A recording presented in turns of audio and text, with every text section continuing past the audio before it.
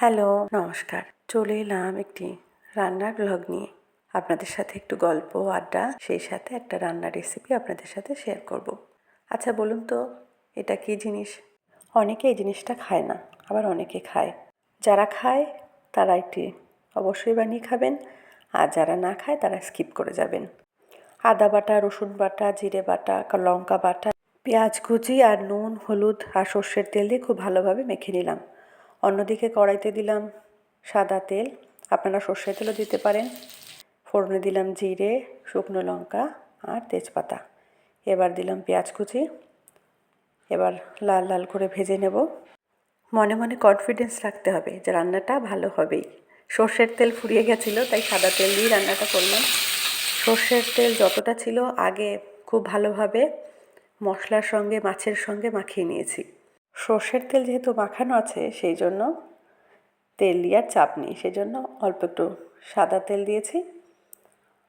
Already সর্ষের তেল বেশ খানিকটা মাছের সাথে মাখিয়ে দিয়েছিলাম। এবার ভালোভাবে মাংসের মতো কষিয়ে নিতে হবে। অনেকেই ভাবছেন এটা কী মাছ। মাছ তো বললাম, আজ আমি সত্যিই বলবো না যে এটা কী মাছ। যারা যারা বুঝবেন অবশ্যই কমেন্টে জানাবেন। এবার দিলাম পরিমাণ মতো জল। এবার খুব ভালোভাবে ফুটতে দেব। এটা কিন্তু খুব সহজ রান্নার পদ্ধতি।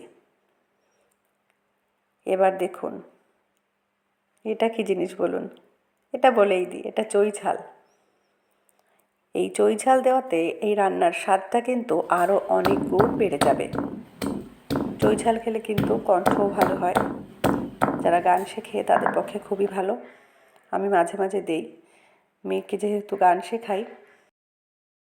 চই ঝালটা একটু থেতো করে দিলে ওর স্বাদটা আর একটু বেশি ভালো আসবে। এবার দিলাম গরম মশলার গুঁড়ো। দেখুন কেমন মাখো মাখো একটা ভাব কিন্তু অলরেডি তৈরি হয়ে গেছে। এত সহজে রান্না কিন্তু কেউ দেখাবে না, তাও বড় ভিডিওতে। কেমন লাগলো আজকের রেসিপিটি অবশ্যই কমেন্টে জানাবেন। ভালো লাগলে লাইক, কমেন্ট, শেয়ার করবেন। ফেসবুক থেকে দেখলে ফলো করবেন। ইউটিউব থেকে দেখলে চ্যানেলটি সাবস্ক্রাইব করে অল নোটিফিকেশান অন করে বেল আইকন প্রেস করবেন সবার আগে নোটিফিকেশান পেতে।